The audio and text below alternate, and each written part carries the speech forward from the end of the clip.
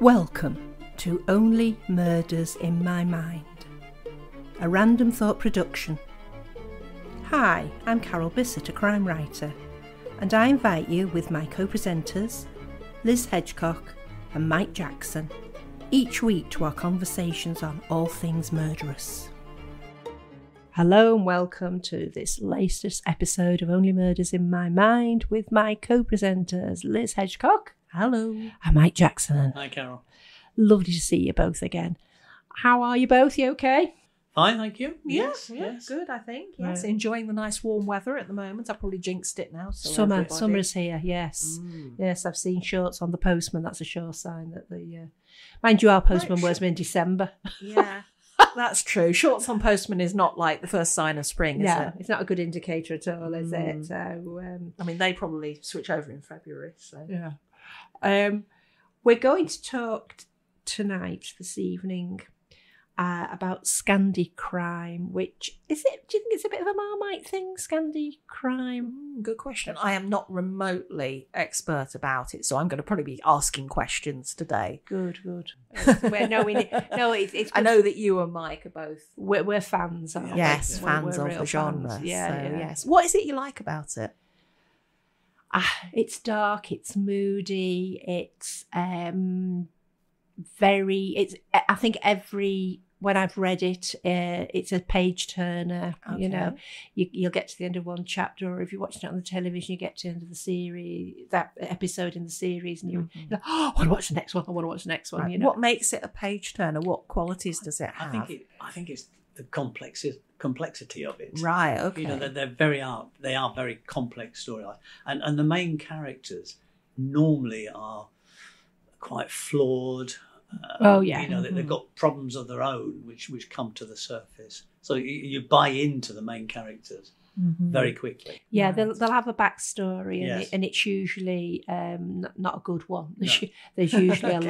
a lot going on in their past that makes you think, can they do this job?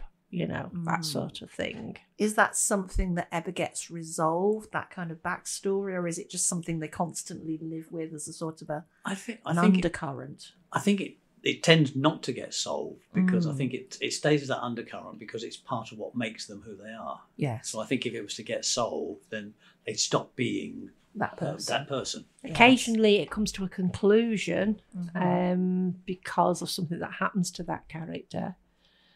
Either they get killed or get sent to prison, something like that. But yes, it's all. I mean, in one of them, a detective gets sent to prison, and then in the next series, he's asked for his advice. So it's still there. It's still, it's still that. He's got a clever mind, but he's a baddie sort of thing. Right. They are quite. You have to concentrate when you're watching them. They're intense, yes. And I say they're complex, and they often deal with the seedier side of life. So the social inequalities or political corruptness, or it's all those things that we all like to have a good moan about. Yes. They really come to the fore in some of these stories. Right. Yeah, because some of them I've when I've read or seen the series in the past, I've gone, I'd love to go to that country, and I'm going, no, I don't want to go there. Don't want to go there now. So is there a sense with these stories that the detective could be on either side? Sometimes. Yeah. Sometimes. Are they sometimes morally ambiguous? Yes. Right. Yes. Okay. Yeah. I think sometimes it's not so much that they might necessarily be on the side of, because they're very much good and evil. Yes. Yeah. And often it's the evil that is you see more of than the good. The ones I've seen or read, I never get the feeling that the main character, who is invariably, not always, but invariably a policeman or a detective of some sort, is necessarily going to go onto the dark side, but they do have a dark side, so they are quite happy to bend the rules. So yeah, I think sometimes the characters who are often policemen, not always, but often policemen, don't necessarily move over from the side of good to evil, but they flit so much on the borderline that they've almost got one step on the baddie side, even though they don't want to join them. They're quite happy to take some of the tactics that the evil people might use to use themselves to solve the crime. They're not averse to breaking the rules. So in terms of we've done, we've talked about police procedural, where there's very much, a sequence you have to follow to investigate, and you have to do it this way, and you have to do it that way, and you have to have so many people in an interview. Is this very different? They break the rules. Yeah, right. They cut corners. Cut corners, break the rules, and probably are only still in positions in the police force or whatever because they get results. Yeah, they're good at their job. Good at their job. Yeah. Wallander is, I'm just thinking, that's been a popular one on and off for years, and that's been remade with various actors. And they've got young Wallander now. They've gone back. Yes, there's been at least 3 Wallanders. Yeah, and he's got, I'm thinking in the later ones, he's got a very destructive character. He destroys his own personal relationships. Right, okay. He's always on point when it comes to the job. But he really has these like mental battles. Right. I think he suffers with depression and this sort of thing. So do you think part of the charm is that you're never quite sure how far the detective is away from stepping over the line, going a bit too far? I think sometimes you almost expect that they will do that. Yeah. It's part of, if they were suddenly to start obeying all the rules or playing the good cop, you'd think this is not right. Yeah. One of the things with Scandinavian noir or Nordic noir, as it's sometimes called, is they're quite slow paced. Right. It's not, they don't move along at 100 mile an hour. They go at a fairly slow pace, which is part of building up that atmosphere and also bringing in that dark side of the main character as well. Yeah, they do, and you've usually got the backdrop of it being sort of everywhere's grey. There's usually snow. The people are wrapped up warm. The sun doesn't shine much. Yeah. The settings are always what I think Carol mentioned this earlier. You think of these places, Scandinavian places, somewhere I'd like to go and visit. Well, they managed to take the main cities and take you down the most run-down parts. You go down you go down the rat holes. Yes, and everything. Yeah. So everything is very grey and miserable. You see the underbelly of those, and they'll be there, won't they? Yeah. That they're there. It's not that they're not. They're telling lies because those areas. But they are picking out all the salubrious places for you to take a tour of. Okay. Yeah. It's because it is so dark. It's meant to be dark. And I think that's the other thing is that while we've talked about the main character, the policeman, whoever, being very dark in many ways, morally ambiguous, etc., the evil person is probably even worse. Or sometimes they're somebody of influence that is affecting a lot of people's lives. Right. And you're going, ooh, you shouldn't be doing that. No. You shouldn't be in that position, that sort of thing. If you ever, is it Stig Larsson, the girl with the dragon tattoo? Yeah, that is very dark in places. There's 3 in that series, aren't there? Very, very dark. And when somebody gets killed or what have you, there's no glossing over it. You have all the gory bits with a bit more gore added on. And in some ways, you almost expect that because it's a Scandinavian noir and it's going to be dark. But it's not for some people. Some people would find it too depressing, too dark, too realistic. Yeah, from what you're saying, I'm thinking, I'm not sure I'd like this. But no. But they do grip you. Yeah, I'm sure they do. Yeah. The first one I saw, and I can't remember, if somebody wanted to Google this for me, was The Bridge. The Bridge, yeah. And that was between Denmark and... where were the 2 countries? Denmark and Norway? Sweden. Like in the Eurovision Song Contest. Yes. There we go. So the bridge, lightening the mood. The bridge is that massive bridge that connects the 2 countries, and I'll just tell you the premise. I won't go into it anymore in case you want to watch it or read it. A body is found cut it exactly in half, one part's in one country and one part's in the other, just like that much apart. Okay. So both countries are involved in the investigation. And that almost is setting the scene because that it's not going to get better. It's going to get worse. I like the kind of logical mind that says, right, I'm going to mess things up for 2 police forces. Yes. And mess it up by cutting a body in half. And when you watch it, you actually see, Ah. you know, and You actually do, you see two pieces, yes. Oh, my life. Yeah. Okay. And the female detective in that is, it's, I don't know how to pronounce her name now, it's Sega. Nori or something like that. Anyway. Is she the one with the knitwear? Yes, and she's autistic as well. Okay. And she has a boss at the headquarters who understands her and sees her brilliance. But she doesn't think twice about stripping off in front of all the men in the office and just getting a wet wipe and wiping under her arms when she's been working for 24 hours and sticking another jumper on. Okay. She'll go with the guy from the other country who is very laid back and calm, and they'll go to tell somebody that the relative is missing, and he'll say, you know, we're hoping to find them alive, and she'll go, but the chances are we won't, they're probably dead now. Because she's coming out with the facts like that. Yes. And he's looking at her and going, you know, like this across her throat. No, don't say that. And they go outside and he goes, you shouldn't say that. Why? It's the truth. You know, so she's a brilliant detective, but she's got no social skills. No social skills whatsoever. And she goes down into a bar one night and she's chatting to this bloke, and he's going, oh, what's your name? What do you do? She said, I just want sex from you. You know, there was no sort of over it. No, that's all she went down for. And he went like that. So she's very, very to the point and sees everything in black and white, finds it very difficult with social interactions. But I find her character really compelling. Well, it's part of that grittiness, isn't it? Yeah. It's part of the whole setup, the way the scenery is set up, the way the story is set up. Yeah. You don't want a policewoman or a policeman or any of the main characters to suddenly have a nice soft nature. It wouldn't fit in with the whole premise of what they're trying to do in terms of telling a story. Yeah, and they're back into each other's countries all the time. And of course, when they're in one country, the other one hasn't got jurisdiction, can't carry a gun.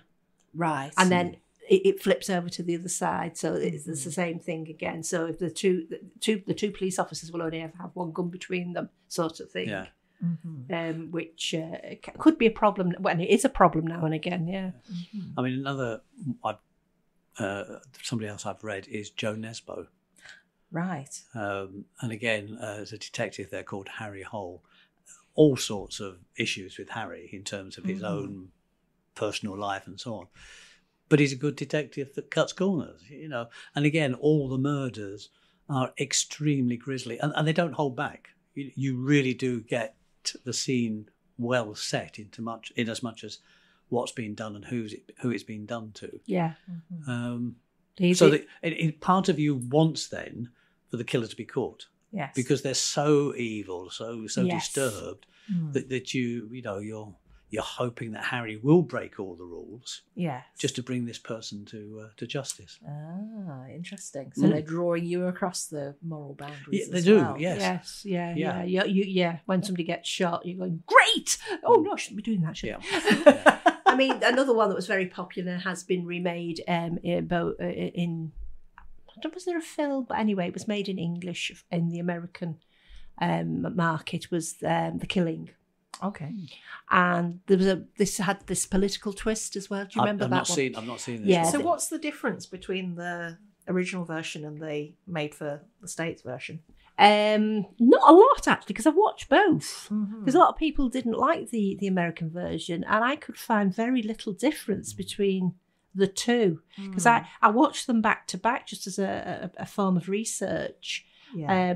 And of course, it's in America and everything, but they don't change the names because obviously America is a multicultural society. Yeah. So you can have names from Sweden and Germany and places like that. Aren't there, like, I think it's Minnesota, isn't there? There's quite a lot of Lutherans. And, Yes. It could have been that's where they set it. That bit I can't remember, but I thought it was very true to the original. And again, it's one that is well drawn out, and this is the one where every now and again you go, they did it, and then in the next episode they didn't do it because they're dead or they've proved that they. I think it's because I watched them both, one after the other. But when I got towards the end of the American one, I was going, they could have made this 3 or 4 episodes shorter than this. Yeah. You know, there was that feeling. But when the original series was out, the problem with subtitles, because I'm getting old, if I watch these programs at night and read the subtitles, I fall asleep. Now, I thought when I first started watching Scandinavian Noir, I thought it would be the subtitles that would put me off, but it didn't. No. You get into the fact that somebody might be talking Danish, Swedish, or what have you, goes to the back of your mind because you do concentrate on. And I I asked for the sound to be switched up as well if it's too low. I don't know what they're saying, but it's that I need to. Yes, you still need to hear. Yeah. But yes, the subtitles doesn't. I thought it might detract from it, but no, it doesn't. at all. I find that when I'm tired, because one of the things I do when I'm in bed to help me sleep is read. You know, and even during the afternoon, if I'm tired and start reading, I end up nodding off. But that's an age thing. But no, the subtitles don't. No. There are a couple too that again I was checking what comes into this category of Scandinavian Noir, Nordic Noir, and something like Borgen. Have you ever seen Borgen? Yes, yeah. Which is much more of a political. It was very intrigue. good. Very good, and that fits in to that genre in a way, definitely. because again it's very bleak, Yeah. it's slow paced, but it's all political intrigue. It doesn't mean to say that people don't get knocked off, because they do. I think they do, yeah. But there's it's the political machinations that really make. Yeah, and I'm not interested in politics, but that drew me in. Yes, that really did. Yeah, that's another good one to watch. We're watching Whistlings at the moment, which is a Norwegian one, and this is the 3rd series. So we rewatched series 1 and series 2, and that's about a detective out in Norway somewhere, in quite a small town, and his daughter's a sort of a journalist who investigates things. You know, that again was quite graphic. Yeah, heads on poles and things like that at one point.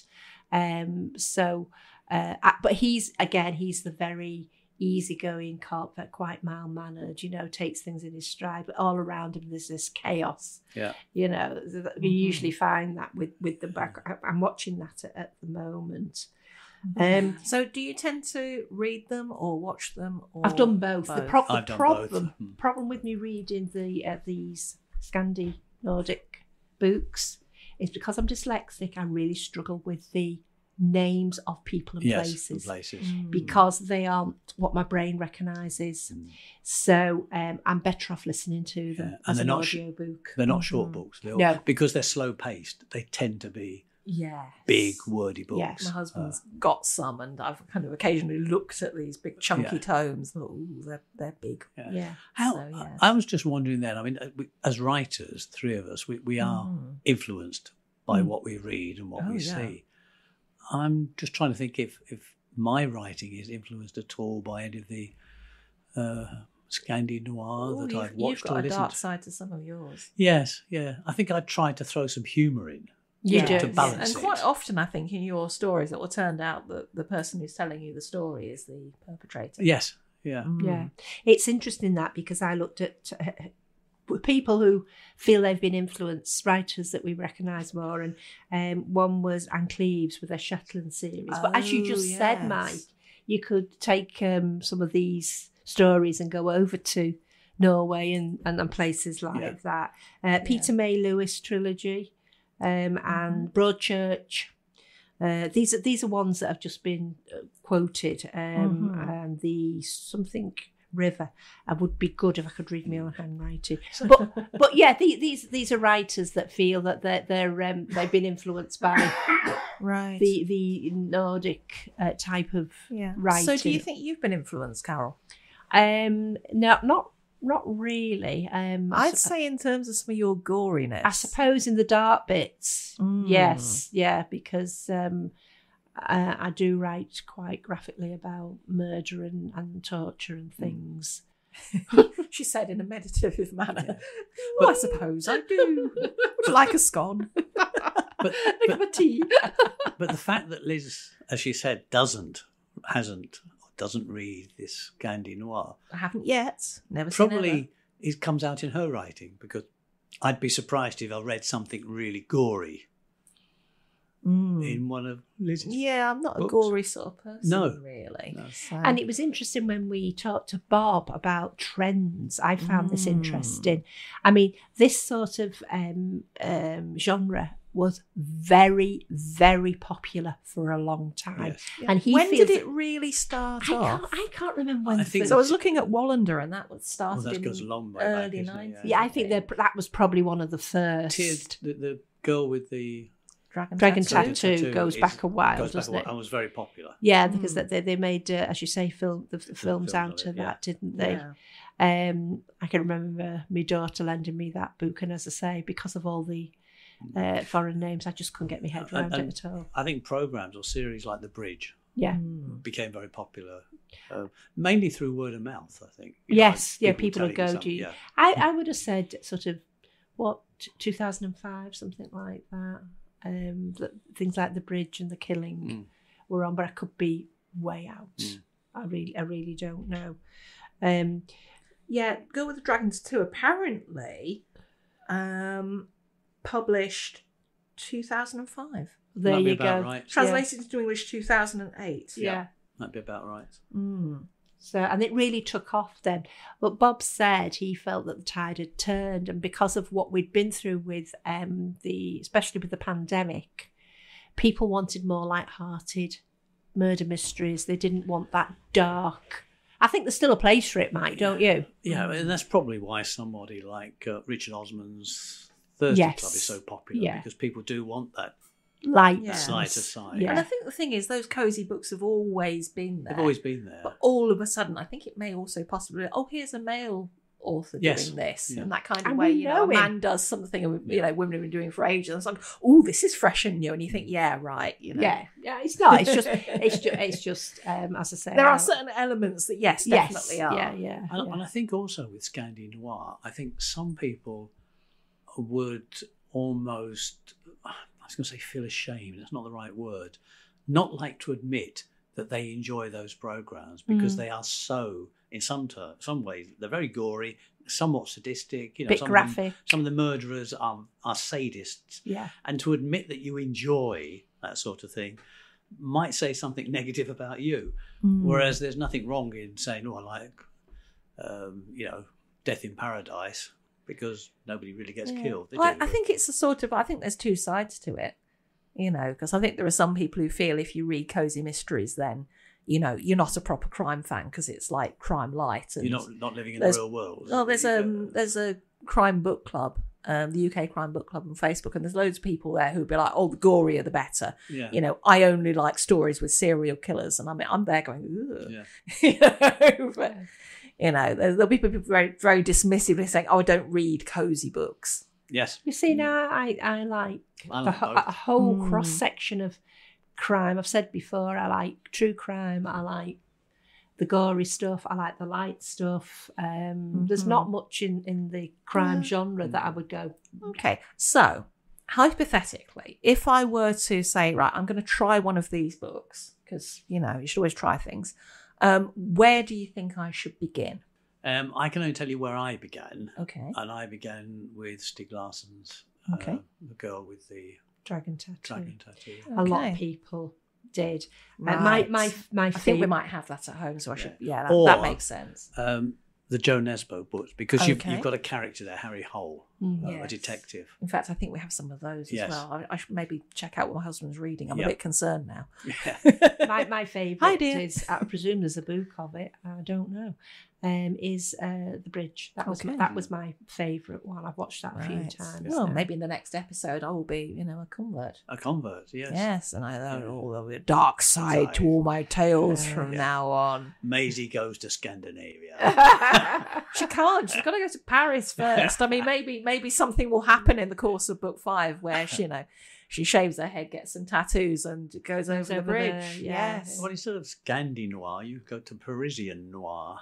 indeed. Yes, Le Chat Noir. Yeah. The dark side of Paris.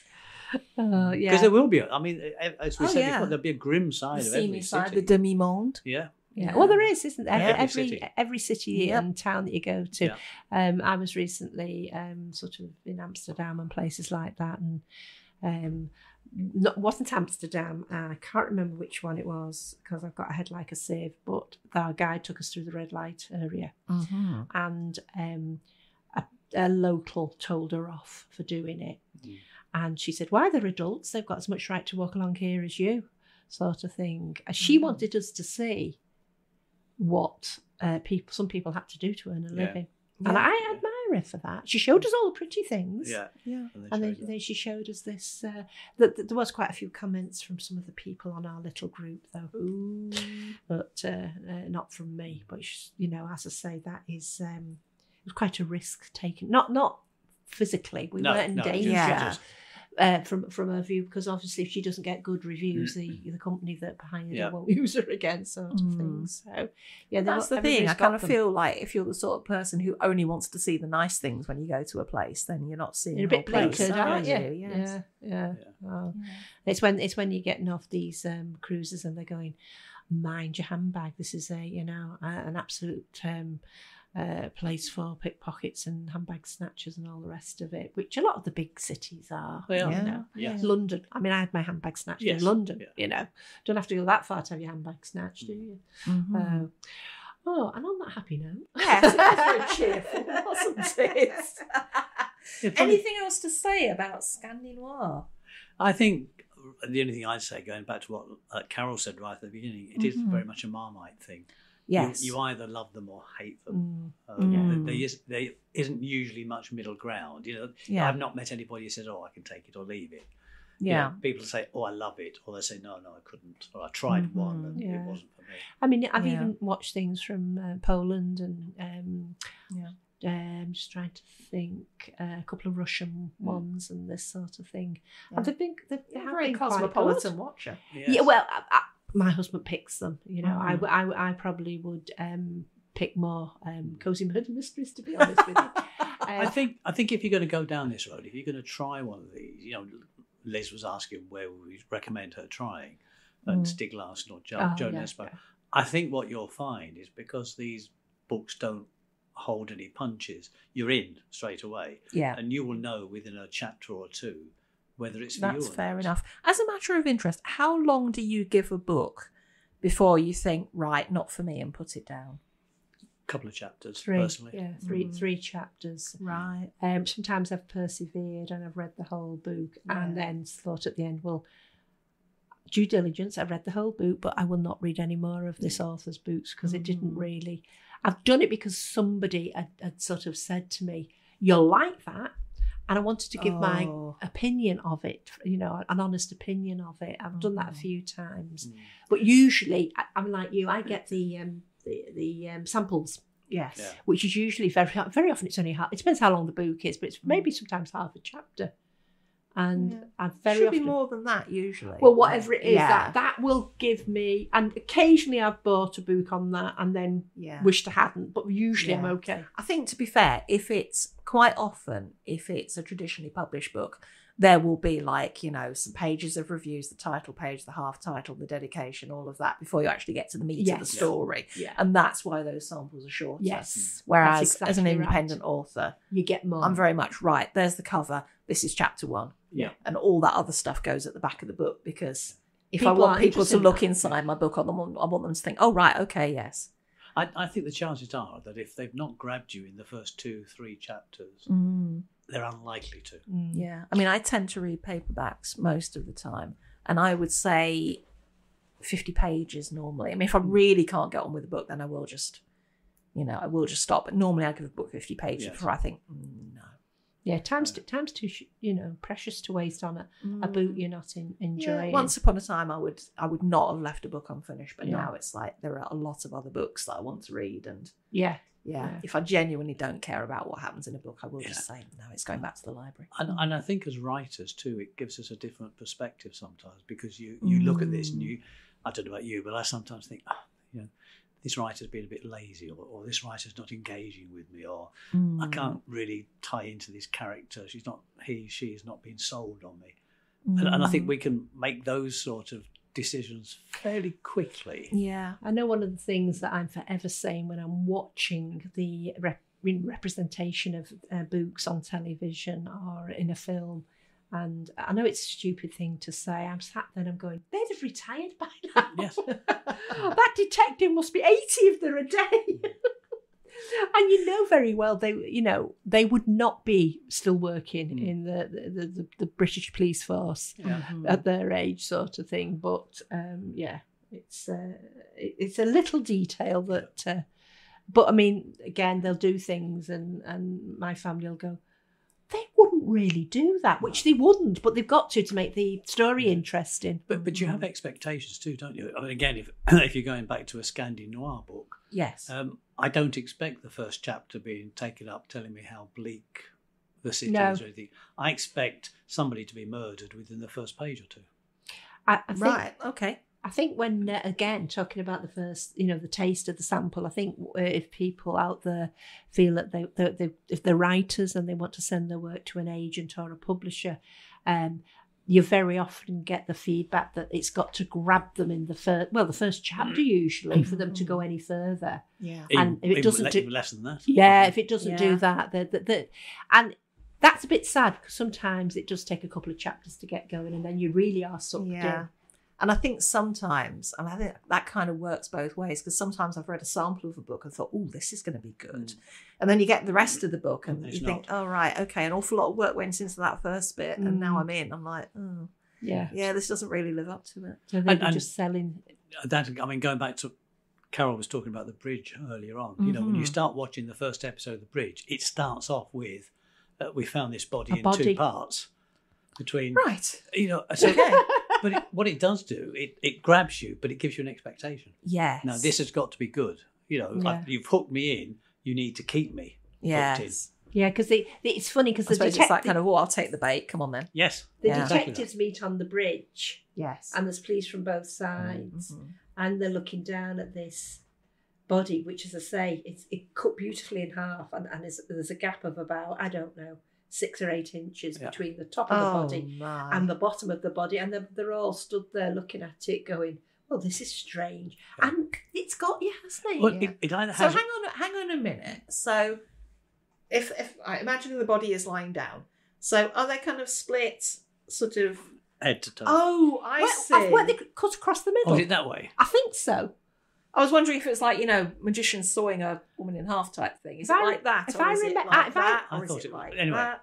Sorry, you can't see me gesturing. I think they're cut across the midriff, but I will look that would be a lot easier than any other way. Yeah, I'll look you up. I was just kind of thinking through the logistics. That maybe I am suited to this after. Yeah, but as I say, that just got me. Yeah, I had to see the rest of it. And to a certain extent, I think to begin with, you, especially if you were reading the book, you wouldn't.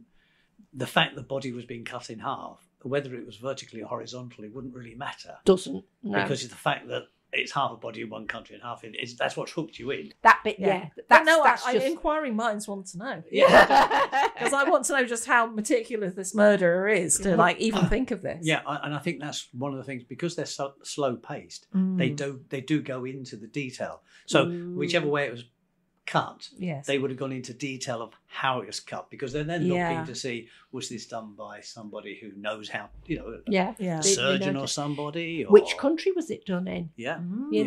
Because they've got some CCTV of the person leaving it, and that's about all. So there is a lot of intrigue thrown in. Absolutely, which I think is important. Yeah, so I've learned a lot about Scandi crime. Thank you for being there for us, because, as I say, you do need somebody to prompt you when it's something you really I'm like. just curious about, a genre I don't know. No. So there you go. So hopefully we've not depressed you too much. Yes. We've not decided what we're going to do next week, but I'm sure we've got plenty of ideas. I'm sure it'll be light and fluffy. I'm not actually. I might have to go home and read a My Little Pony book or something. And if your dark side is coming out, do check our blog post. Our blog, rather. We have a post up there every week, which is a writing prompt, and asking you to write a short story. And if you want to have a go, then you can write your story in the comments, and we might just choose your story to read out on a podcast sometime in the future. Yeah. And if you want to make it all dark and gory, please feel free. Yeah, so if you've got any Scandi crime recommendations for any of us, then you can always comment on our YouTube, or can you comment on Spotify? I'm not sure. You can certainly comment on the blog. But you can comment on the blog, certainly. Yeah, so as I say, hit that subscribe button, like us, listen to us, and we will see you. Well, we won't see you. You'll hear from us again next Thursday at the same time. Bye for now. You have been listening to Only Murders in My Mind, a Random Thought production, produced by John Bissett. The music in Peril was composed and recorded by OM Studio Strings.